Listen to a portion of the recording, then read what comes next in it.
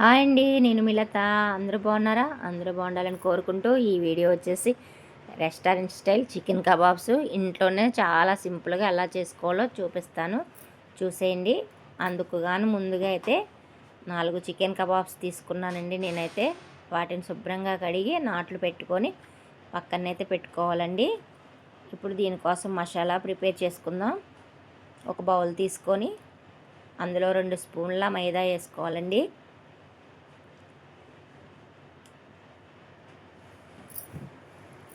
అలాగే 1 spoon cornflour వేసుకోవాలి. మనం ఆడిపెట్టుకున్న మసాలా కూడా వేసుకోవాలండి. అల్లం వెల్లుల్లి పేస్టు ఫ్రెష్గా ఆడుకుంటే బాగుంటుందండి. ఇది నేనైతే ఫ్రెష్గా ఆడిపెట్టుకున్నాను. ఇది 1 స్పూన్ వేసుకుంటున్నాను. అలాగే 1 స్పూన్ ధనియాల పొడి,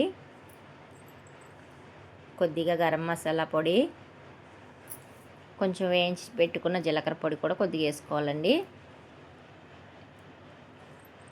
అలాగే కొద్దిగా చికెన్ మసాలా పొడి.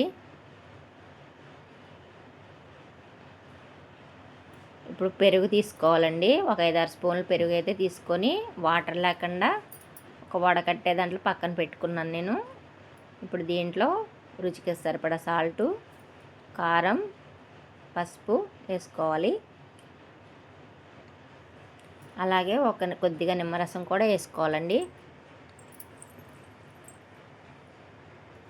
మనం పెరుగు వడకట్టి పక్కన పెట్టుకున్నాం కదండి, ఆ పెరుగు కూడా ఇందులో వేసి బాగా కలుపుకోవాలి. ఇప్పుడు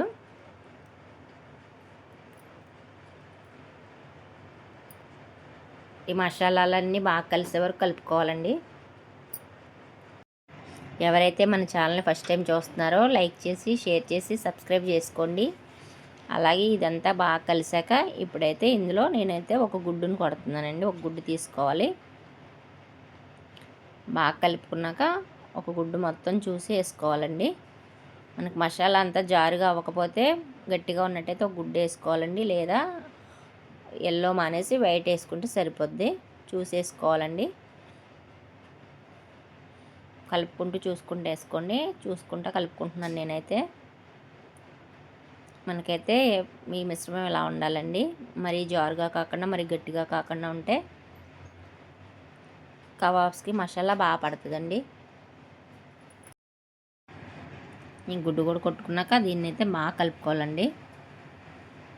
ఇలా కలిపేసుకున్నాక మనం కడిగి పక్కన పెట్టుకున్న చికెన్ కబాబ్స్ని తీసుకొని ఇందులో వేసుకొని బాగా మసాలా అంతా ఇటు బాగా పట్టేలాగా బాగా కలుపుకోవాలండి.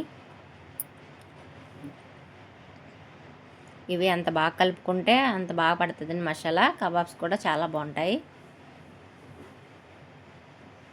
మనం కబాబ్స్కి నాట్లు పెట్టుకున్నాం కదండి, అందులో కూడా మసాలా ఇళ్ళలాగా బాగా చేతితో కలుపుకుంటూ ఉండాలి. అప్పుడే మసాలా బాగా పడుతుంది.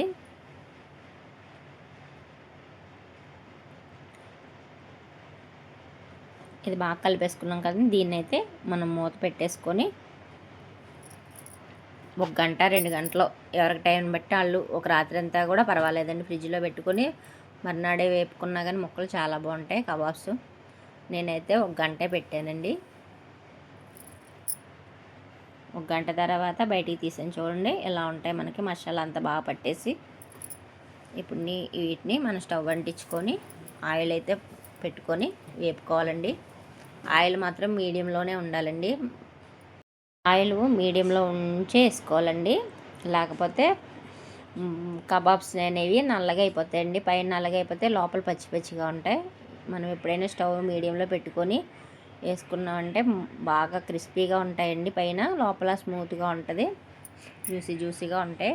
ఈ కబాబ్స్ చేసుకోవడం చాలా సింపుల్ అండి. పిల్లలు అడిగినా ఎవరైనా గెస్ట్లు వచ్చినా కూడా మనం చేసేసుకోవచ్చు. చూసారు కదా చికెన్ కబాబ్స్ ఎలా ఉన్నాయో. నచ్చితే లైక్ చేసి షేర్ చేయండి. Thank you for watching.